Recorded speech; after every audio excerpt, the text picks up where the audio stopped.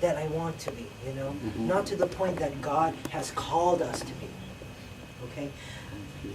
If we don't reach spiritual adulthood, what would happen if Cole continued to grow into an adult?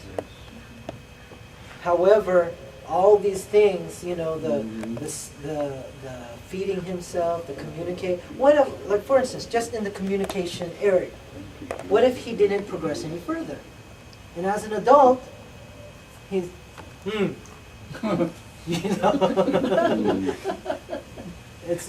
what good is that? Will he be able to survive as an adult? No, he won't. I mean, he will be able to survive with people helping him, with people, kind of being the mediator and understanding what he's trying to say. But if he doesn't grow, he won't be able to survive by himself. Yes. In the same way, if we don't grow spiritually in all these areas, we are holding ourselves back from becoming what God has called us to become. Amen. Amen. Thank you. Now,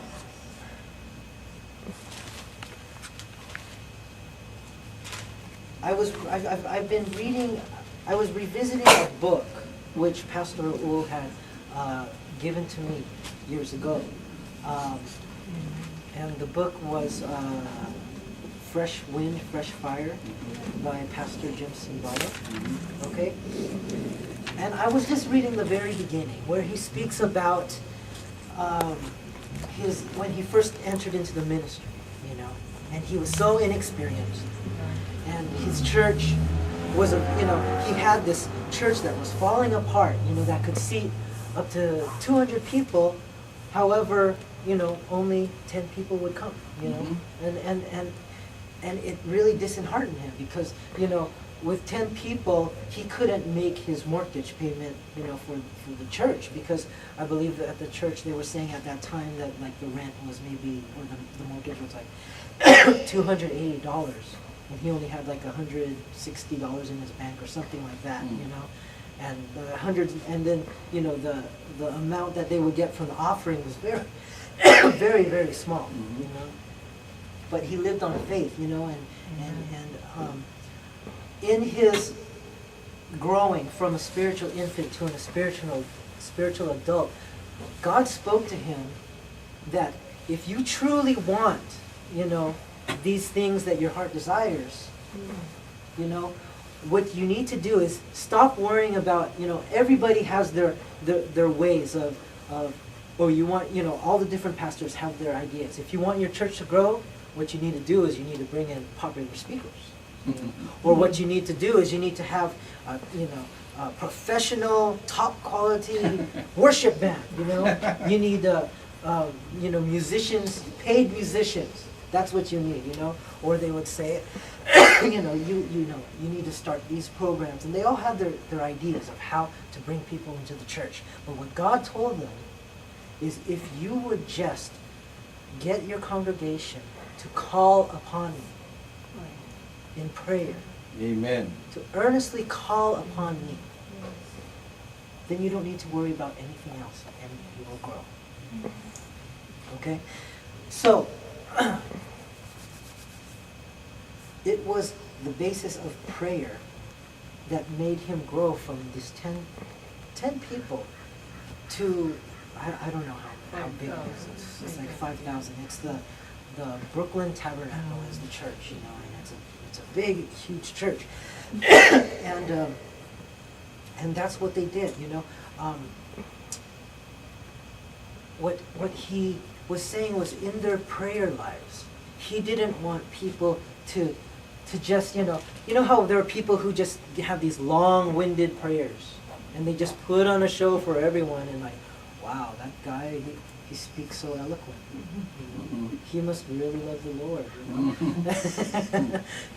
It's not about these long-winded, eloquent prayers, but it's God will look into your heart. Amen. And see if you are earnestly seeking Him, if you are earnestly reaching out for His help. Because, God does look at the heart. He's not gonna, he doesn't want a show. He Yes. wants honesty. Amen. You know, he wants humbleness. And, you know, besides, you know, being closer to God and these things, you know, it's awesome how much prayer really does work. Yes. You know, and a lot of people still have trouble believing that, you know, I know there are a lot of people who say, okay, well, I need this to happen. I need this to happen. Brother, please pray for me, you know. But you know sometimes that they don't truly believe that miracles can happen through prayer. It's just saying, it's like, well, I might as well try prayer, you know. I might as well have them try to pray because, you know, maybe hopefully something will happen, you know. You cannot be like that, you know. Because even in James chapter 5, okay, verse 17, it talks how Elijah, it says, Elijah was a man with a nature like ours, and he prayed earnestly that it might not rain. And it did not rain on the earth for 3 years and Yes. 6 months. Mhm. You know? And after all that time, Elijah probably said, boy, we need some rain. It's a desert out here now. People are eating this. So in verse 18 it says, and he prayed again, and the sky poured rain, and the earth produced its fruit. Amen. You know, God truly works in prayer, you know. And we all have to understand that, you know, not only do miracles happen through prayer, but prayer and earnestly seeking Him helps us to grow. It helps us to be able to see with our spiritual eyes. It helps us to start moving where God directs us, you know. Because prayer will change everything. If all of a sudden, you know, we start seeing God working, God's miracles happening, it's going to get us excited. It's going to light us on fire. And we're going to start, you know, doing, you know, we'll all start developing all these things I spoke about, you know, seeing, moving, feeding your spirit, communicating, and becoming tougher. Amen. So,